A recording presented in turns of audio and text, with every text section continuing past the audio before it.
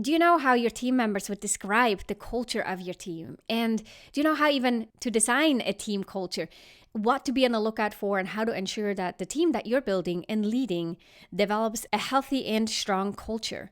Also, have you thought about how maybe a hybrid or even a remote setup is changing or has changed your team culture? If you're leading a team, then these are questions you should be thinking about. And for that specific reason, I've invited Gustavo Razzetti, the CEO and founder of Fearless Culture, to this episode of the Manager Track podcast. Gustavo is a culture design consultant that helps teams do the best work of their lives. For more than 20 years, Gustavo has helped leaders from Fortune 500s, startups, nonprofits, and everything in between on every continent but Antarctica. He's the creator of the Culture Design Canvas, a framework used by thousands of teams and organizations across the world to map, assess, and design their cultures. He's also a prolific writer and author of 4 books on culture change, including his most recent book called Remote, Not Distant.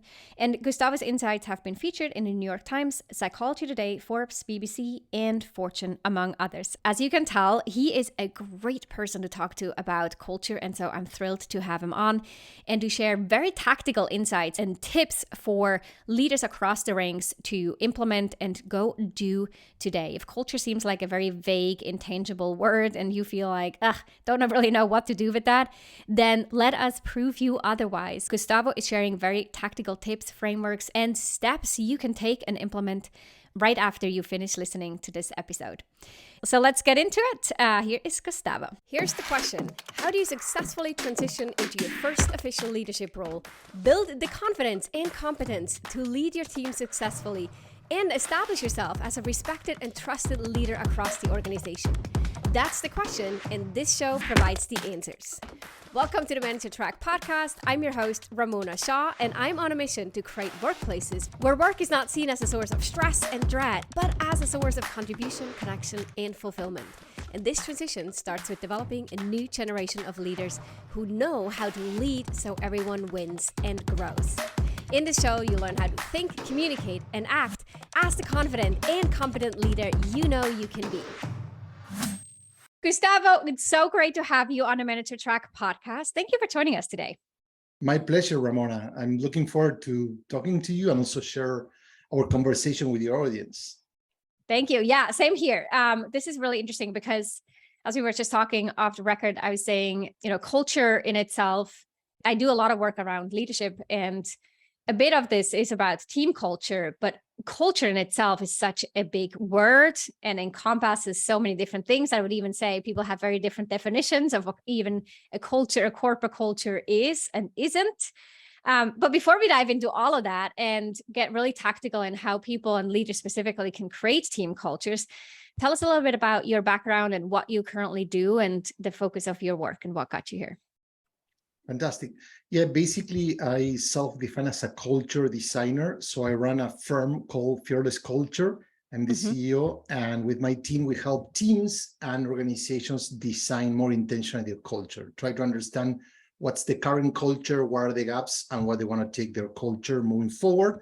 And lately on, we've been specializing more into this hybrid environment, how to adapt their culture to a new reality of work. And actually, I just published a book, Remote, Not Distant, that presents the framework that we use with our clients to design culture and specifically how it pertains to a hybrid world.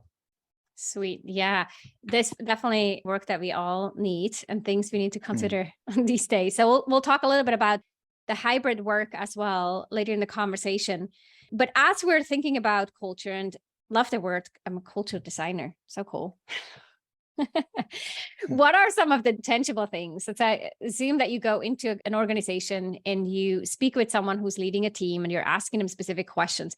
What are some of the tangible things that you're looking for or intangibles that you're trying to pick up that makes up a team culture? When it comes to the designing the culture, like anything in service design, user experience design, first you need to talk to the users. So our process, it's not just working with leaders, but involves the organization. We want to understand how people see the culture through their lens, through their day-to-day experiences, and then uncover what are the gaps, what's working, what's not working. So it's not a culture design, it's not a top-down process, it's a co-creation process that involves leaders, managers, and employees alike. So the first thing that we do is that we want to understand where's the culture today, what's working, what's not working, before we can jump into designing the future. And that entangles like doing different mapping sessions with different team members to try to unpack the culture. What's the company values, the purpose, the behaviors, what's rewarded, what gets punished, how do we give feedback? Do we have a safe culture? Do we feel safe to express our ideas or opinions, or are we afraid of being punished? Once again, we're not mapping the official culture, what's written on a PowerPoint on the website, but we're trying to understand what's the real culture. Yeah. So a question that I think I've heard before and I've tried before with trying to get to this is actually two processes. One that I've gone through as part of an organization where we had to tell stories about our values to get to the value and how we see that. And then it was tied into the current company and how we see these things come to or being valued or not valued. Another specific question that comes to mind is, what would you tell a friend are the things that make people successful in this organization? Like, what are the specific behaviors that you do inside this organization to be successful? And how would you explain this to someone who's not in the organization, to an outside person, like a friend? But I'm curious to hear from your perspective and point of view, when someone listening who is a team leader and says, okay, interesting, I actually don't know what the culture is on my team. What could they do or ask to uncover some of these things? Absolutely. There are many questions. One could be like, how do people behave when no one is watching? You know? So when the manager is not in the room, what do people do? Yeah. Like another question that's really important and connects to one that you shared is, what will get you promoted or hired and will get you fired in a company? So that's very understanding the extremes. Sometimes people say, no, nothing's going to get you fired here because we're a culture that no one cares and everything's allowed. So that's a sign of a toxic culture. Another thing that we talk about is, how do we make decisions as a team? And usually I like to ask these questions to individuals and then compare notes, because that's one of the biggest gaps, that organizations are not aligned in how they make decisions. And if you don't have a clear method on making decisions, you're never going to make good ones. So can you give some examples? Yeah, can you give some examples? Like people say, no, the manager is the one who makes the final call. People say, no, we vote. And people say, yeah, everyone's opinion matters. And someone says, no, but in the end, our leader is going to do whatever they want. So it's those kind of gaps basically brings the tension. People feel like I'm empowered and I'm accountable for hiring people, but then my boss makes the final decision. So those kind of tensions define the culture, sometimes in the good direction, many times, unfortunately, in the wrong one. Oh my gosh, I could list out so many personal experiences where there was a disconnect, on the decision-making front. So good.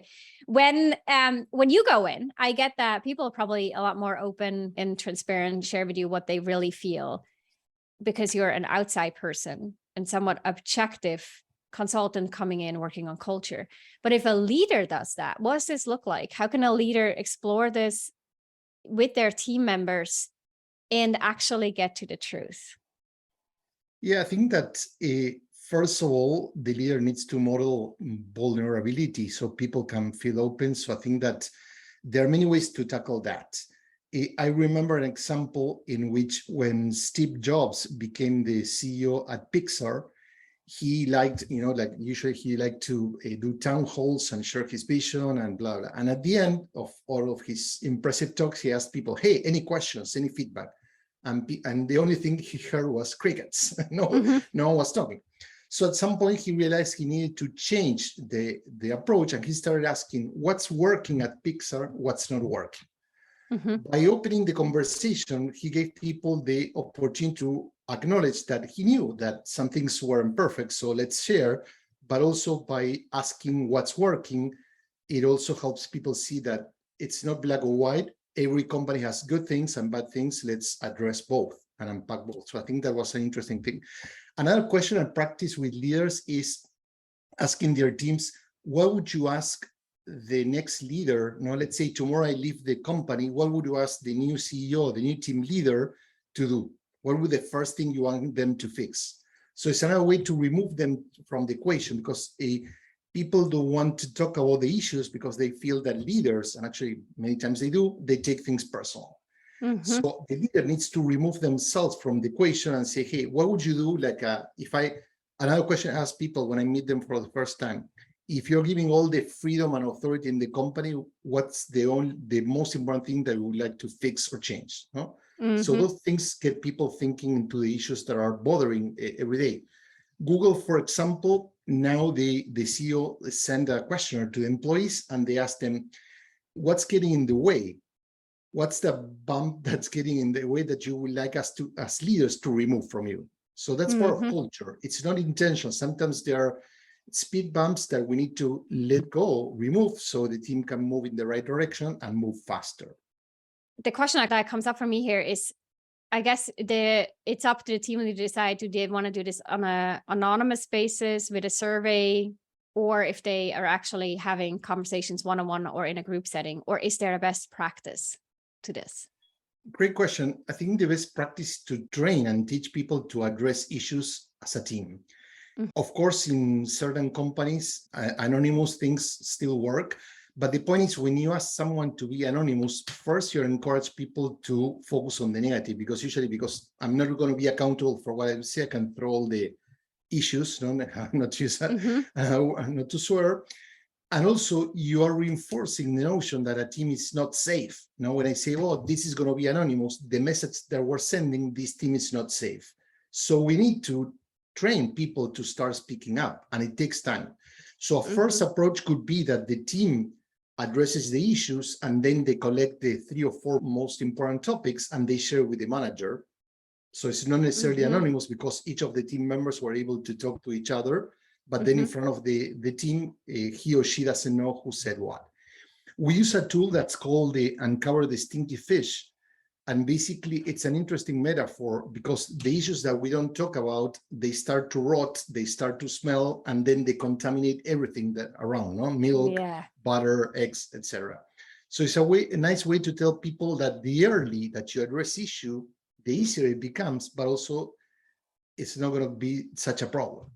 And when we do that, there's another way that we do to debrief them, that we pair people. So for example, 2 team members, they complete their Stinky Fish, then they talk to each other and they consolidate the key findings. Then we merge 2 teams of 2, and then they do that. So then they have like 4 or 5 different teams that each of them shares with a broader group. What are the key tensions that they want to address? So it's not necessarily confidential, because people knew, but you're building that trust, because you start with small groups and then with the larger one. Oh my gosh, I love this. So it's just a roll up of feedback. And like you said, it does enforce the message, this is safe, and we want to collaborate and solve together through communication, which we're already building into the process. Absolutely. And that's based on a technique called 1, 2, 4 all from Liberating Structures, from a book. And the point is that people feel safer in smaller groups. So when you start talking within a duo with just one person, you're going to be more open. But then when they merge into a team of 4, they already cross that line. So you're building that trust little by little. Interesting. So this is an approach that team members could use and actually do, right away, and start, if there is a question or there are concerns around culture, that they could set up a process or a framework where these conversations can take place, and then roll up and have that presented, and then actually tackling it and trying to resolve the cultural issues. I want to talk about how to resolve cultural issues as well. But before we do, what would someone do who is inheriting a new team, a brand new team, or actually is hiring and building a team? What do they need to pay attention to make sure that they're building a strong culture from the get-go? Fantastic question. First thing, before doing anything, they need to understand the existing culture. So every team has a culture. It could be written, it could be explicit, or it can be underlying. But as a team member, you need to talk individually and collectively to understand what works here, how do we behave, what are the things that we value, how do we make decisions, how do we prioritize work, what are the shared norms in terms of how we collaborate, how do we have written norms in terms of communication? For example, do we expect people to respond to an email within 3 days or within the 10 minutes after they receive it? What are the Yeah. desired methods to communicate? You know, when we Yeah. use Slack, chat, etc. So before trying to impose your preferred culture, try to understand what's the culture of the team. I think it's important that team leaders, if you inherit a team, that you also clarify, this is how I like to work, this is how you work, and then let's try to find a common ground.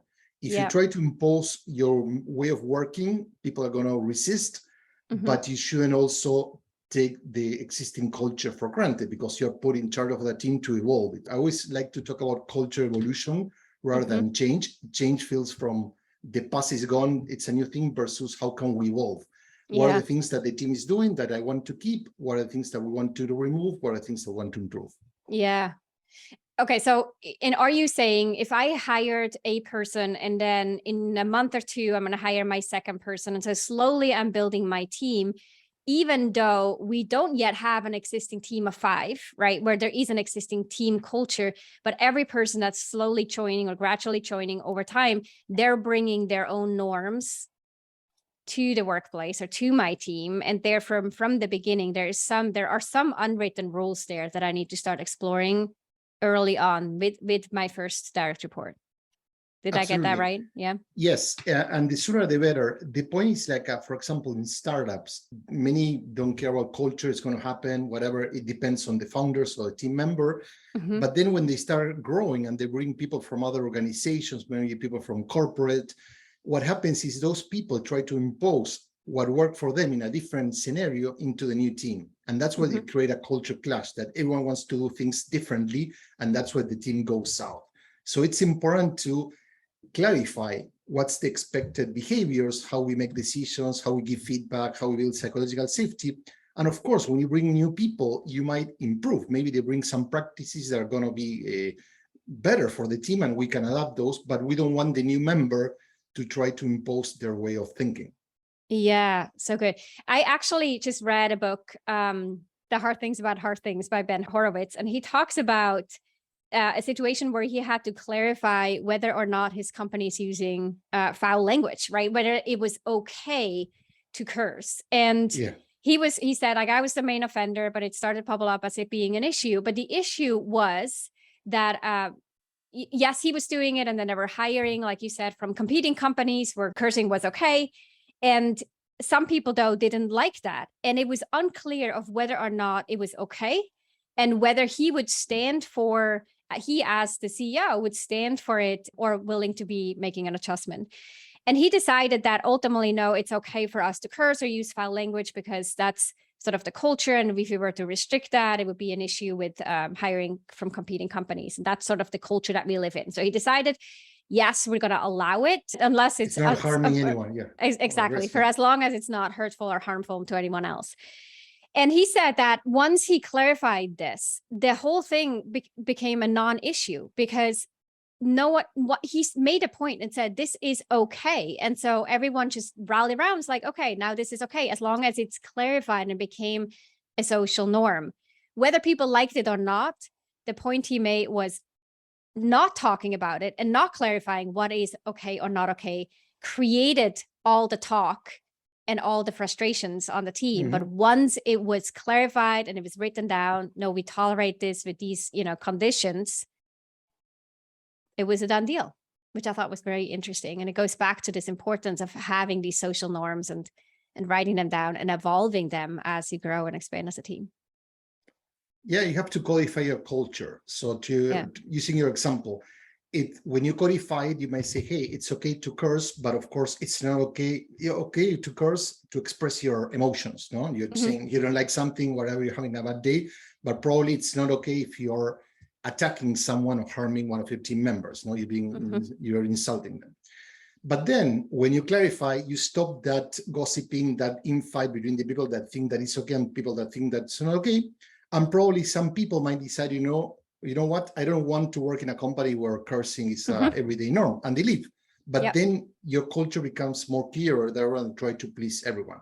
Yeah, and you can check that, for example, when you mentioned recruiting, you're recruiting a new team member, say, hey, heads up, this is how we work. We're always cursing. Are you okay with that? And they'll say, no, I don't. I'll say, oh, perfect. I love it. So it helps you hire the right people. That's the most important thing about culture. As a caring and driven manager, I know you want to strengthen your leadership skills, advance your career, and lead a high-performing, engaged team. And in order to do that, as a leader, you need to lead with a system, not by shooting from your hips or reacting to everyone else around you.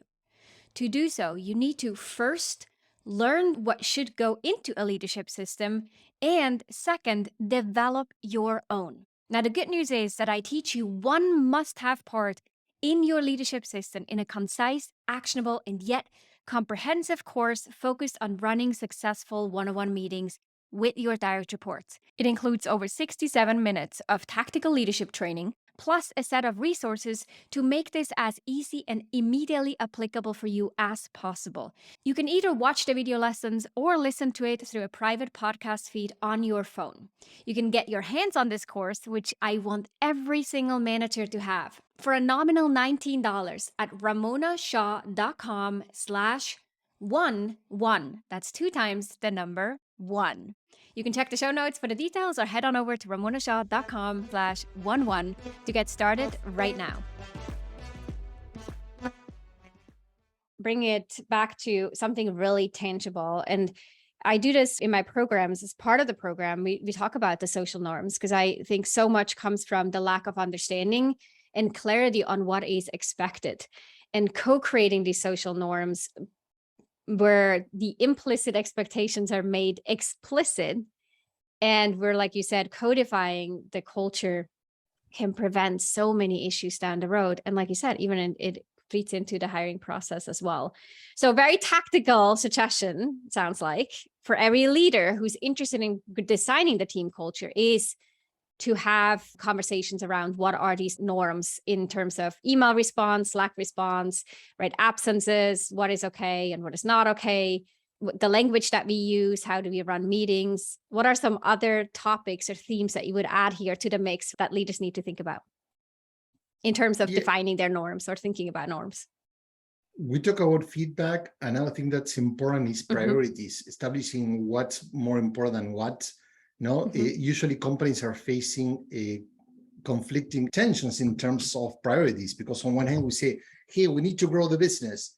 Hey, we need to make more money. Hey, and there's that, okay, which one comes first? Shall we focus on sales? Shall we focus on cost efficiency or productivity? And I think it's important, that's part of the work we do with clients, defining our culture. What's more important, speed even over perfection, or growth even over profitability? You cannot have it both, no? And when you make those clear prioritizations ahead of time, then it's easier for people to make decisions. Another element of culture that's really important is how we manage collaboration. We talked briefly about the shift to a hybrid workplace. So this requires that we focus on asynchronous work first. So rather than try to collaborate at the same time or even in the same place, we need to focus first on how people do their work on their own, at their own time, whatever it pleases them, and then interact with our team members. So that's a huge shift that teams need also to discuss. Meetings should become like a last resort and not the default mode. And today, for many teams, meetings are still the way that they try to solve every problem. And actually, they create more problems by having back-to-back meetings. Yeah. And then I guess decision-making, how do we make decisions? Feeds into like, how do we collaborate? Is another point that we've talked about earlier. Love it. Yes. Okay. And very tactical thing to do. Now let's shift over and talk about hybrid work environment. What are some of the things that you've learned when you wrote your book that you found interesting? I learned a lot writing the book, interviewing executives from different teams, from smaller teams to larger teams across different regions. And the most important thing is that the leaders that are doing better are the leaders that realize that they don't know what to do. So basically, I say, you know what, the world is dramatically changing. Rather than try to protect the way things used to be here and try to keep doing the things I used to, I need to explore. So leaders are realizing that now they need to delegate more autonomy to teams to make decisions on how they want to work. In the past, it was a one-size-fits-all, 9 to 5, 9 to 6, no? And everyone has to abide by that same rule. Today, team leaders need to be self-aware and more open-minded and basically encourage people to see each team needs to choose the way of working that fits them best. You want to work in the morning, you want to work at night, you want to work all together, you want to come to the office, you want to split how you work, that's up to them. In the end, what matters is, are you delivering great work or not? It's not all presenteeism, it's not about how many emails you send, how much meetings you're having, how many hours you spend at work, but what's your outcome? And that's a huge shift because leaders need to focus on designing that environment, removing all the speed bumps, removing all the issues, and let the team run the conversation for the work. And that's a huge shift. And so you're saying the leaders who do the best are those who recognize this is a huge shift and I don't yet know how to do this and we're figuring this out. Yeah, and requires experimentation. So it's not a single solution. Each team needs to design. One of the things I share in my book is a process or a framework that has 5 steps for teams to design their own hybrid model and start experimenting with different practices until they figure it out. So it's not copying what Apple or Google are doing, that actually it's receiving a lot of backlash because people don't want to be told by their leaders how they need to manage their work. No, they showed during the pandemic that they were able to adapt and work remotely and do great work. And actually many companies grew their business. So now that they have the ability to choose, they want freedom. And the interesting thing for leaders, regardless of the size of your team, if you're a leader, freedom comes with a lot of intentionality, a lot of accountability. I always say that the success or the formula of success for a hybrid team is that you need to provide people flexibility, but also you need to be very intentional about how they do it. You know, so they need to require a lot of obsession about the details and the practice to balance one with the other. So for example, people can choose where they want to work from, at what time they want to work, but then we need to be intentional about defining where are the collaboration hours. So for example, from noon to 3, everyone's going to be available for team calls or emails, whatever. We need to agree which things are we going to be doing synchronously, which one asynchronously. So it requires a lot of intentionality in defining the practice, the obsession about how we document decision making, you know, how we're going to write everything that we decide. So if someone's not available, we can go into that document and find all the information. So there's a lot of shifts that require. So it's not just freedom, like let do whatever you want, but it's also this obsession to be more detailed about how and intentional about how we work. More disciplined. That would be the right word. Yeah, more disciplined. And then tell us briefly about the pains and the gains that you talk about, because I love those, and sort of the making sure that we're focusing on the right things. Absolutely. I think that that's a good point, which every change, you know, you work with executive teams and people that are listening to a program, they know that every time they're trying to introduce something new, there's going to be progress, but also there's going to be some suffering, some pain. And some people focus on the gain and say, hey, this is going to be great. And they don't address the other part, and some others do the opposite. Yeah. With hybrid, what's happening is that employees are seeing the gain. They're seeing the gain of flexibility, integrating personal life with a work life. They're seeing that they have more time to spend with their family. They don't have to commute. They're spending less money commuting to the office. So they feel, I mean, I'm more productive with less or fewer meetings. Managers or leaders, especially at the senior level, they feel the pain. They say, hey, the culture is suffering. I don't see my team. Are they working? Are they slacking at home? What's going on? And also it's complicated. It takes a lot of self-awareness to change the way you lead, to trust your people much more than you used to trust them, because you're not going to be able to see them every day. So you need to hire the right people and let them do their job. For me, it's about how can we integrate both? So it's not dismissing, hey, no, culture doesn't suffer. Well, culture will suffer if you are not intentional about building a connection remotely. So you need to start thinking about what are the team rituals that we're going to practice to make sure that we can connect, that we stay together, that we touch base to make sure that little issues don't turn into a big issue over time. No? So we talked about the hybrid team, which like I said in the beginning, I think this is a very important topic for leaders to be really intentional about. And you briefly talked about the biases that we have with presenteeism. And I think that is part of the awareness too.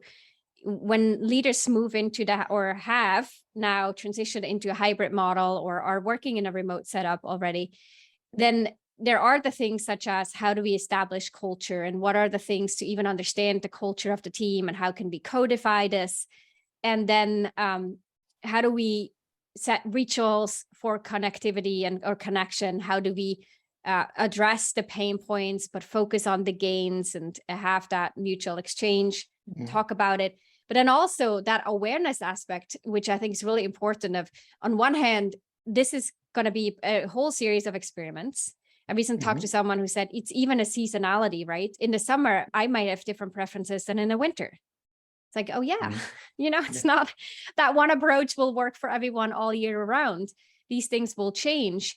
But then also, I think this is something that I thought about for hybrid teams is a big risk where people will get promoted more when they have that face-to-face interaction with their leader in an office, and the people who do not commute to the office or are not there the same days that their manager is there will have over time a negative impact in terms of promotability or visibility in the organization, which are usually the minority groups are impacted the most, including often working moms.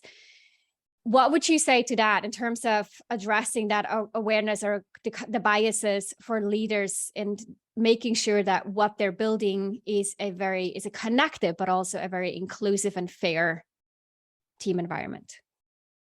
Yeah. The first thing that comes to mind is the difference between culture and cult. And there are a couple of words that you remove, and sometimes leaders, rather than build culture, they build a cult. Basically, they want to build a culture around themselves. So when that happens, then they foster presenteeism because they want to be the center of everything. They assume that if they're not there, people or the work is going to suffer. So that's a huge thing to understand, that you need to trust people and value and appreciate and evaluate them based on what they deliver, not on how visible they become. So some people, and we see research that shows that on average, people are spending over 1 hour per day writing emails, showing up to meetings to please that presenteeism expectations, not just from managers, but also from colleagues, because they feel that if I'm not visible, people will assume Gustavo is not working, which is not the case. So every time you're assuming or evaluating people, are you assessing them based on their relationship with you, or are you assessing them on their relation with their work? And that's very important. So you're not going to favor what's called the proximity bias, rewarding and promoting people that are closer. The other thing has to do with trust. You mentioned a lot of people from your audience that are mid-level managers, maybe some people that have managing their first team ever, or they just been promoted. A key thing for leaders is to set what kind of approach do we have to trust. That's foundational for culture. So in some companies, trust has to be earned. So basically the leader says, it doesn't say, but basically they send the message, I don't trust you. You need to show me that you're trustworthy. Good leaders trust people from the get-go. They don't have to tell people that. They assume that people are trustworthy. They assume that people have good intentions, and that helps remove those types of biases. There's an Australian company called Atlassian that is a software company that, for example, they give new employees a bonus, a check for people to take a small vacation, short vacation, even before they join the company. You know that transitioning job, it's always hard, stressful. So they want people to start their new job refreshed. In many companies, especially in the US, you have to show that you're trustworthy to earn benefits, especially healthcare or other stuff or vacation. This company is sending the message, I trust you even before you join my team, because if you do your due diligence during the hiring process, then you need to send that message. And that's powerful. Imagine the message, how people join Atlassian, like feeling, hey, these guys trust me, not from day one, but from even before day one. It's those subtle underlying messages. Even when we talk about, hey, I haven't responded or haven't heard from you in a couple of hours, it may be good intended of like, hey, I want to check in. Are you doing well? But it's also sending this underlying message. I wonder what you're doing. I'm not sure if you're slacking or not, or that's at least how it could be interpreted on the other side. And so being really careful. And then it's showing, hey, actually, I need you to be present. I need you to respond to emails. And that is just a productivity killer, right? That we know, because people then don't do focus work. They don't actually deliver what they could because they're constantly worried about showing up as being present, or they're active and engaged on all the different channels. Wow, we covered a range of topics. Thank you so much for sharing your insights in terms of designing cultures, building cultures, with very clear and tactical suggestions, what team leaders could be doing right away or can do right away to uncover what's going on the culture front, as well as how to lead a hybrid team and the process of experimenting on an ongoing basis. We will link to your book and your website in the show notes, so go check that out, and your LinkedIn profile as well. Other than that, is there another place or another thing that you would suggest that the audience would check out? Well, they can check our website, fearlessculture.design, not .com, but .design. Yep. Not only we have a lot of interesting services, but most importantly, you're going to find hundreds, like over 600 articles that are free for you to read on different topics of culture, leadership, team building. And there's also many tools that you can download that are free that you can apply to your team if you want to focus on improving feedback, or working on your values, or psychological safety, whatever problem you want to fix. We have tools for that as well. Amazing. Thank you so much. So definitely go check that out. This is the work we need to do. This is the time to do it. Thank you for being on the show, Gustavo. It was great talking to you. Thank you. My pleasure. If you enjoyed this episode, then check out 2 other awesome resources to help you become a leader people love to work with. This includes my best-selling book, The Confident and Competent New Manager, which you can find on Amazon or at ramonashaw.com/book, and a free training on how to successfully lead as a new manager. You can check it out at ramonashaw.com/masterclass. These resources and a couple more you'll find in the show notes down below.